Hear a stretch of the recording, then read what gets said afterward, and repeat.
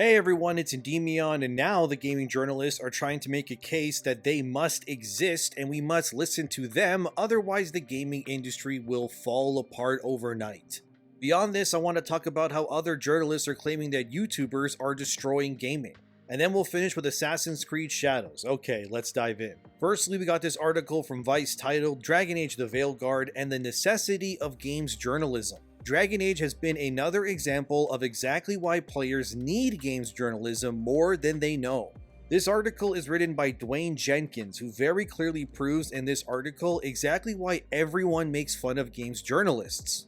They open the article with, "We're going back to the trenches with this one, so it's no secret. Dragon Age the Veilguard is the latest DEI game to be subjected to criticism with zero bearing on the actual game itself. Because I'm tired and already exhausting myself talking about diversity in games, I'll keep this one brief." So right out of the gate, Dwayne already lost the plot, claiming that the backlash against the game has zero bearing on the actual game itself. You're wrong, Dwayne. There's been many videos, especially from me, explaining why this game doesn't work as a true Dragon Age sequel.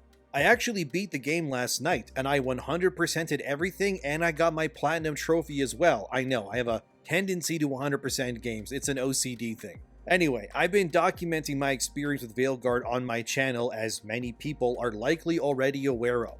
And all I do in my videos is explain to you, the viewer, why this game is not a true Dragon Age game from the perspective of someone who is intimately familiar with everything Dragon Age. And I've shown plenty of examples in my previous coverage already. The game completely abandons its dark fantasy roots, besides the first 20 minutes of this game and 3 other missions. The other missions being the Siege of the Grey Warden Stronghold in Weisup, which is easily one of the best parts of the game, so no wonder they always include this part in trailers. The battle against the 2 dragons in Gillinane, which is like maybe 15 minutes long at best. Again, they released this part as a gameplay trailer too. And the final 2 hours actually finally feel like dark fantasy for once in this game, but from my 72-hour playthrough, that leaves about 69 hours of gameplay, roughly being nothing like previous Dragon Age games. This game begins and ends with 2 pretty good pieces of bread, but unfortunately everything between then and now is crap and full of busy work. The plot just fumbles the entire point of this game, removing Solas completely from the equation until the very last 2 hours of the game. It's no surprise that the best parts of this game all unanimously have to deal with the core character at the heart of the story, which is Solas, of course. When the game is not focused on Solas and instead focuses in on the other 2 threats in Gillinane and Elgar'nan, the game suffers. Because these villains are your typical boring god bad guys. They are evil because the plot demands it. Their reason for doing what they are doing is simply because they don't like you and they want to rule everything pretty much. I think we've all evolved past the need for one-dimensional villains in our RPGs as a community a long time ago. There's a reason why people always talk about Kefka from Final Fantasy VI, or Sephiroth even, or the Elusive Man in Mass Effect. We want villains that are more layered than simply we look evil, therefore we must be evil. I kid you not, if you were to remove Solas from this game, the plot is nothing but fantasy gobbledygook the entire way through. Combine the fact that since I have now completed the game 100%, that beyond the villains, that the heroes themselves are also very one-dimensional and laughably written as well. The only companion that has an actual story arc that makes sense and has actual lasting impacts on the world of Thedas is Lace Harding, the dwarven scout from Inquisition. Her story of the Titans, dwarves being able to use magic again, and how this all connects to the Blight and everything else, I will admit, it's really interesting. But Lace Harding feels like a real Dragon Age character, which makes sense because she's from Inquisition, the previous game.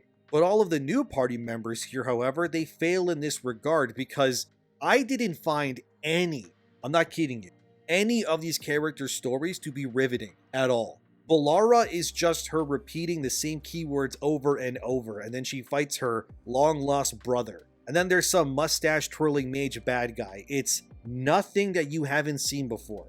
Lucanus probably has one of the worst and most disappointing stories in the game. The guy is an assassin with a demon inside of him. What a cool idea, right? Unfortunately, this is DEI Guard and not Inquisition, so there's no edge to these characters. Lucanus is never allowed to become that dark, brooding, badass, complicated character that he should have been in the first place. At best, he lashes out maybe like 3 times with his demon whose name is Spite, and nothing happens. You're probably wondering, what is Spite? What are the origins of this demon? I couldn't tell you because it's never explored or explained. The only character trait that Lucanus has that sets him apart is that he drinks coffee to stay awake, because the demon Spite can control him easier when he sleeps. So Lucanus is always drinking coffee, the stronger the better. He could have easily been an amazing character, but unfortunately this current BioWare is too afraid to step on any toes. Everything is sanitized, everything is HR demanded and okayed before going into the game, and my god, you don't even hear the name Veilguard be uttered until literally the end of the game, like in the credits. Your main character says the word Veilguard once. Like, the rewrites are so real here, dude. This is the Disney Fisher-Price version of Dragon Age. Besides the opening and the final mission pretty much, everything else doesn't really feel like Dragon Age to me. When I did play that final mission at least, I could see it. For a moment, I felt like I was actually playing Dragon Age again. The stakes were high, there was blood and violence, dark fantasy and epicness. I was actually, finally engaged. But then it was over, and what I was left with was maybe 3 hours of good content in a crappy experience that went on far too long for what it was offering. This Vice journalist is a moron, saying people are attacking the game with zero substance. I beat the entire game, you dummy. And I know more about Dragon Age and Mass Effect than you ever will. Like I've said before, my channel began as a lore channel for those 2 properties. I know what I'm talking about here, and Veilguard is not what we wanted at all. Dwayne of Vice here then goes off on a tangent saying that a world without IGN, Polygon, Vice, or Kotaku would be horrible for gaming. But I don't agree. We've seen plenty of gaming websites go under already, and much of nothing has changed in terms of information getting out or anything else. In terms of reviews, when people speak on what reviews actually feel authentic these days, it's never really the gaming journalist websites. Especially in Veilguard's case, since places like IGN or Eurogamer gave the game glowing scores. Then people found out the reviewers at these places identified ideologically in a way that is supported by BioWare's current leadership views. Because everything in Veilguard is gay, trans, and hates white men exclusively. I said this before, but it's unfortunately true. Every single villain in this game is either a white man or woman. They also make every faction be led by either a woman, like in the case of the Grey Wardens, or the Antivan Crows, which are led by a black elf woman and some other guy. By the way, no single faction in this game is ran by a single man. And especially not a single white man either. The Shadow Dragons are led by a man and a trans man. The Veil Jumpers are led by an Asian and black elf. By the way, the Asian elf who leads the Veil Jumpers was previously in a relationship with Balara, your companion. And the Black Elf, whose name is Strife, if you don't romance Emmerich the Necromancer, Strife and Emmerich end up being in a relationship as well. So the Veil Jumpers leaders are not only very diverse, but they're both gay as well. The Morn Watch is led by a brown woman and a shadow ghost apparition thing. Like I said, none of the factions are led by white men at all. Everything is either gay-coded or female-led. The Grey Wardens are led by a heterosexual couple, but when you look at them, come on, it's ridiculous. It's a dwarf woman and a French accent elf guy who looks like he came out of the movie Ratatouille. These two do not scream Grey Wardens at all. They look like children. Like I said, the entire game is like this, but of course, none of these journalists or publications are going to tell you these things because they purposely omit this information because it fits their agenda. They won't tell you that white men are always the bad guy, like in Treviso, where the Antivan Crows reside. There's a traitor that is kind of hinted at early on in the story that's working with the Antam Kunari to, place the power of the Kunari over the city. And it's so obvious that it's the governor, and surprise, it is exactly, and of course, when you look at him, what is he?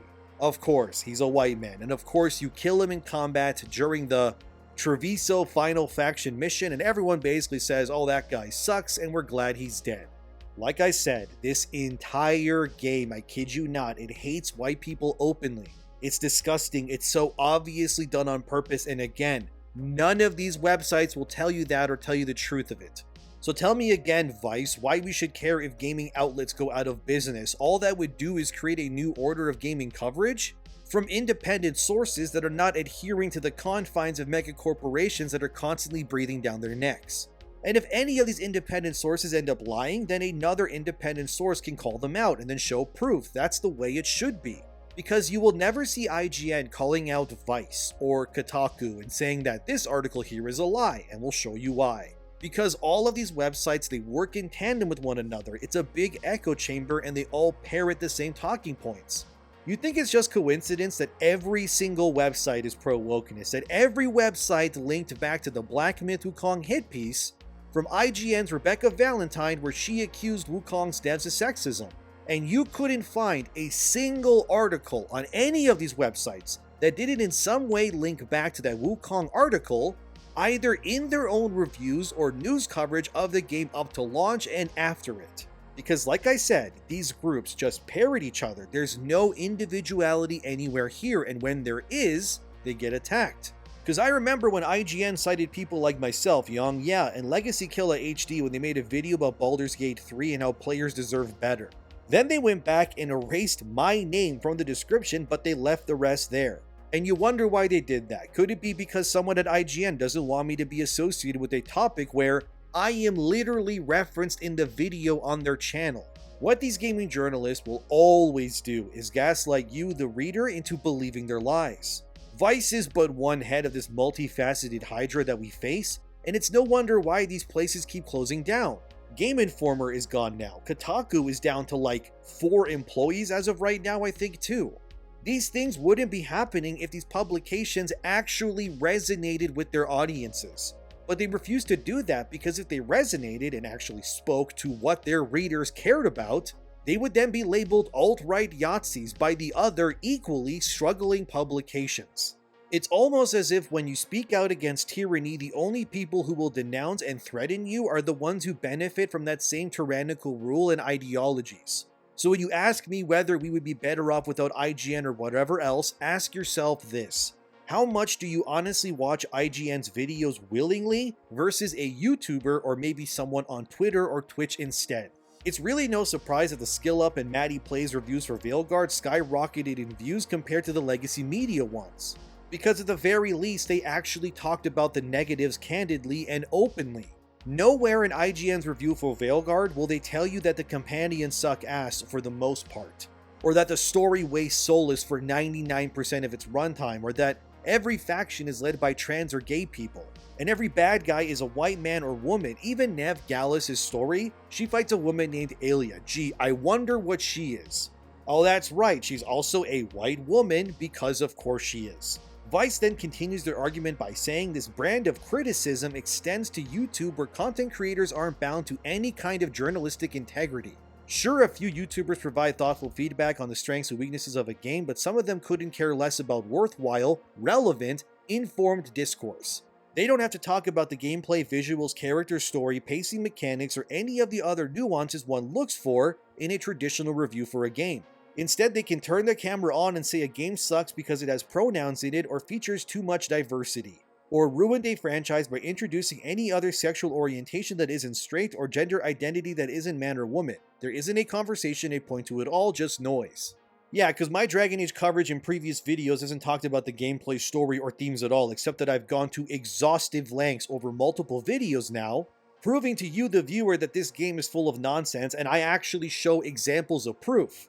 Entire video clips, and once I got the game, in case you haven't noticed, all the footage in my videos then on have been from my gameplay exclusively. Like this guy you're constantly seeing in all these videos, that's my rook that I made in the game. I played the game, for God's sakes. I don't know how much more transparent I need to be here when it comes to this. People like Vice simply hate us because we're reaching people in ways they wish they could because they lost their audience a long time ago. And instead of changing their ways, they would rather try to attack and tear down those that are speaking to the people in a way that resonates because it is what it always is. Simply jealousy. They're mad that someone in their room with an internet connection can outdo their entire operation of editors who went to school and got in debt with student fees. I'm beating all of these people with a single laptop in my room. I want you to know that. I don't even have an editor. I do it all myself. I'm in my room right now with a coffee. I'm in a tank top and shorts on my couch talking to you as I speak. And I'm beating these people in every way. I am proof that you don't need to go to school for journalism to do actual journalism. All you honestly need is to have common sense and just be open with people. And of course they will hate people like me for doing that. Well, too bad, Vice, you can keep crying because I'm not going to stop. Because someone out here needs to tell the truth, and we both know that you and all of your cohorts are not going to do that ever. And let's circle back to what Vice said there, claiming that we're mad that there's other orientations and genders. You misunderstand, Vice. The problem is that they go out of their way to ensure that everything is as diverse as possible while ensuring that the villainous traits are only coded single-handedly into white men and white women exclusively. It's very evident that the game here has an agenda, and what's the likelihood that every single person in power who's a good guy in this game is either gay, trans, or non-binary for the most part, and yet none of the villains that you face are trans, gay, or non-binary either. They're all straight and very clearly white. Wow, yeah, Vice, there's definitely no agenda here at all. Just consume the slop, right? And don't ask questions, because we can't have that these days. Vice then says it's funny though, Dragon Age the Veilguard is getting lambasted for its inclusive elements because it apparently isn't a 10 out of 10 experience. Meanwhile, I don't recall Baldur's Gate 3 getting a whole lot of flack. Oh wait, never mind, I guess I had a momentary mental lapse. But traditionally, people will excuse all that gross diversity if the quality is high enough, but true to form, that bar is only cleared once perfection is agreed upon. No real-world parallels there at all. Yet again, Vice, you prove that you are inadequate to speak for players because we already debunked this gotcha many times. Baldur's Gate 3, unlike Veilguard, and by the way, I did beat BG3, here's my character in BG3 for proof that I did play the game, in case Vice wants to lie more and say that I didn't. Anyway, that game has real player choice throughout it. And you can play BG3 as a traditional RPG with no pandering elements in your face if you want to. The only time that I can recall where the game kinda pushes LGBTQ+ themes into the player's face is between the moon goddess's daughter and her girlfriend.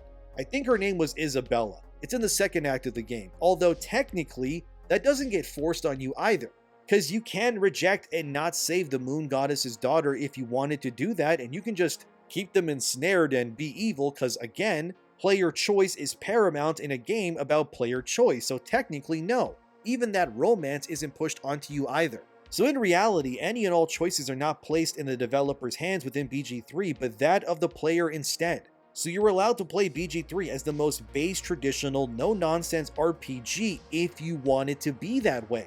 And you can romance Lae'zel like I did because she's best girl, I won't hear any arguments otherwise, and be in a hetero relationship the entire game if you choose to do that. No character forces ideology down your throat. You never have a moment that I can recall anyway where Karlach or Will, etc. say anything like Tosh does in Veilguard. The only mention I remember where a character talks about their sexuality or anything like that is Astarion. But it's important, and it's revealed to be that his owner, Cazador, abused him in such ways and used Astarion to get what he wanted from others. So I wouldn't really call that something people would hate the character for, because Astarion's abuse, it's integral to that character's story. And him being a victim of his mage owner for a really long time and how it destroyed him mentally and physically for obvious reasons, I think that's important. In Tasha's case, however, her story just ends with her fighting the Dragon King, who's a faceless Qunari guy that wants to make more fire-breathing Qunari so he can take over the world, I guess. I don't know. Anyway, he ends up killing Tasha's mom. Spoilers, who cares? Then Tosh does the now infamous scream face that looks hilarious, and I know you've seen that on my thumbnails before. I mean, come on, look at that. And then Tosh burns the Dragon King, and the whole non-binary thing is kind of whatever. The more interesting aspect of Tosh, arguably in my opinion, would have been to double down on her fire-breathing origins and what that really means. But of course, that in-lore reason takes a backseat to the fact that this fully grown Qunari is unable to figure out what pronouns to use. And Tosh also has the most side missions out of any companion because again, Tosh was given preferential treatment by BioWare on purpose. Vice using BG3 as a gacha is pointless because it doesn't work. BG3 is a true RPG that actually allows you to do anything you want. You can burn villages down, you can ruin the entire world by the end if you want to, kill every teammate, hell, you can even give Astarion back to his owner, which is kind of messed up, but you can do that. But at least Larian Studios gives the player the option to truly do what they want to do with their character and the companions around them. In Veilguard's case, you can't get rid of Tosh even if you wanted to. There's only one pivotal moment later on where you choose between two companions for a very particular job, and that role ends up with that companion that you chose dying. Or seemingly anyway. The way that companion dies, I don't believe they're actually dead, but who knows, who cares? Anyway, you can't choose Tosh for that role is the point. The game doesn't have any real player choice. And now that I beat Veilguard, I have no desire to replay it again because why would I? It always technically ends the same anyway, unlike BG3. I've already deleted the game off my PS5, but as you can see, this Vice article was clearly not made with any real evidence or anything like that in mind. It's a short article, but it's surprisingly moronic as well. That again proves that places like these have zero concept of how to resonate with their readers. Every article is a punchdown, attacking the very people that you should be trying to cater to, so you don't lose your job and your site shuts down. But these writers who are activists first can't realize this, and once they do, it's usually too late and they will always go down complaining and crying, rather than admitting that they were wrong all along. Vice is full of morons, and that's really no surprise. Now let's change up things a little bit and talk about Assassin's Creed. I saw this article a bit back and never got around to it, but I will now of course. It also neatly ties into the Dragon Age discourse as well, and it's from Eurogamer. Assassin's Creed boss discusses devastating impact of Shadow's diversity and inclusivity backlash. Our creative team faces lies, half-truth, and personal attacks online. This comes from the guy who leads the AC franchise. His name is Mark Alexis Cote. He was at an event that was sponsored by the BAFTAs, or British Academy of Film and Arts. While on stage, Mark decided to virtue signal openly to everyone attending the event. Eurogamer was obviously in the audience, who then heard Mark say this. He said, and I quote, "Assassin's Creed has always been about exploring the full spectrum of human history, and by its very nature, that history is diverse. Staying true to history means embracing the richness of human perspectives without compromise. For example, in Assassin's Creed Shadows, we highlight figures both fictional like Naoe, a Japanese woman warrior, and historical like Yasuke, the African-born samurai. While the inclusion of a black samurai in feudal Japan has sparked questions and even controversy, Naoe, as a fictional character, has also faced scrutiny for her gender. But just as Yasuke's presence in Japanese history is fact, so too are the stories of women who defied societal expectations and took up arms in times of conflict. So while both Naoe and Yasuke's stories are works of historical fiction, they reflect the collision of different worlds, cultures, and roles.